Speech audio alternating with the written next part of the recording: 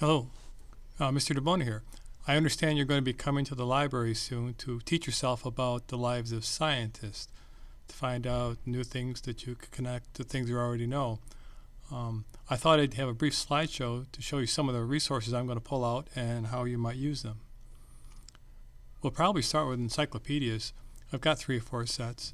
The set I've got here is the Encyclopedia Americana, which is about 30 volumes long. On the spine of the encyclopedia, it lets you know what's inside. This one has all the topics between heart and India. And so seeing how I'm looking up the scientist William Herschel, I'll look up his last name, Herschel, and he ought to be in here. And sure enough, if I go alphabetically, I find the article for him that begins down at the bottom of the page in the red circle, and it continues up on the top. And I need to read it. That's when I pull out my sheet of paper and I start writing down some notes, names, places, important contributions. You notice that little red arrow I've got on the page. If we look closer, at the end of an encyclopedia article, it gives you the name of the person who wrote that article. So that would be the author for that particular article. Some encyclopedia entries won't have that, but if there is an author to look for, that's where it will be at the end of the article. Another book I've pulled out is a 10-volume set called The History of Science. The volume number is on the front of the book, and it's also on the spine label.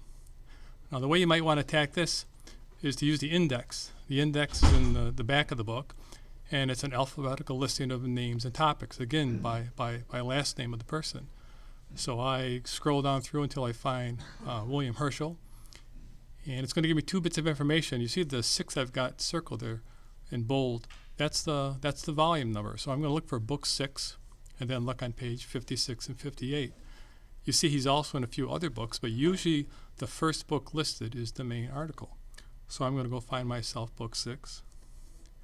And sure enough, if I turn to page 56, there's the article on William Herschel. Now, there's nothing to do, folks, except to read the article. There are no shortcuts. You want to take a look and see there's captions, there's some subheadings. I've indicated over on the right a little blue sidebar box. And if we take a close look at that, that's some quick facts. Some interesting ones. He trained as a musician. Well, that's kind of an interesting family note. Down below, I see he works with his sister Carolyn. And that's, I think, kind of odd because that's back in the 1700s. If you look at the vertical line, I get a general idea of when he was working in the late 1700s. So that's good information. Looks like the guy discovered a planet. Cool. But now that I don't know the years that he worked, I've got another set of book called The Timeline of Science. And I pulled out volume 5, which you can see at the top covers the years in which William Herschel worked.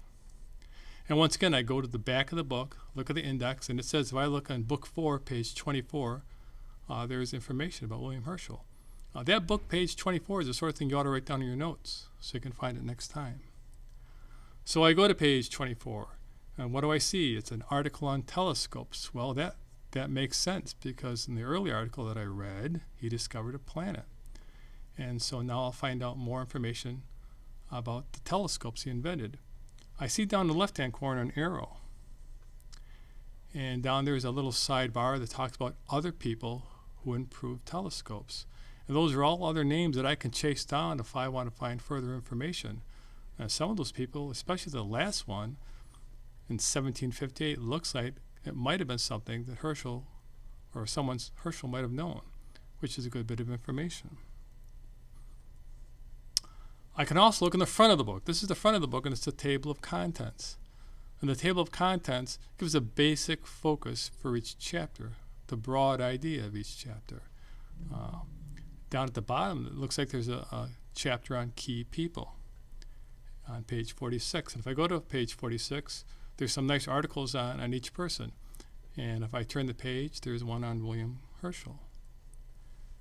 Back at the table of contents, I see there's also a timeline from 1792 to 1799. Again, those are around the years when Herschel was working. And this is a color-coded timeline, which I can read across the top. I read all about astronomy year by year, and maybe find some names and other people he worked with. Or I can go down the page and read everything that happened in a given year. And that way you can relate to things you already know. late 1700s. Let's see, the American Revolutionary War is done. That's what's going on in my country. And if I wanted to find out more about what was going on at the time in history, I've got a similar book called Timeline of History. And so once again, I can look up those same years and find out what's going on around the world in Europe, Africa, not only in technology, but in arts and literature. Might be something pertains to it. That's kind of a quick overview of how to find your way around. And now it's your turn, and there aren't too many shortcuts. You need to ask me questions. I'll be glad to help you find other books and find your way through the books. You need to read carefully. Separate yourself away from your friends and the people like you talk to, and actually sit down and read. Have a sheet of paper. Keep track of the books you use, important words, words you don't understand, and take notes. And learn things. More than getting the assignment done, learn things. And share them with us. I'd love to find out.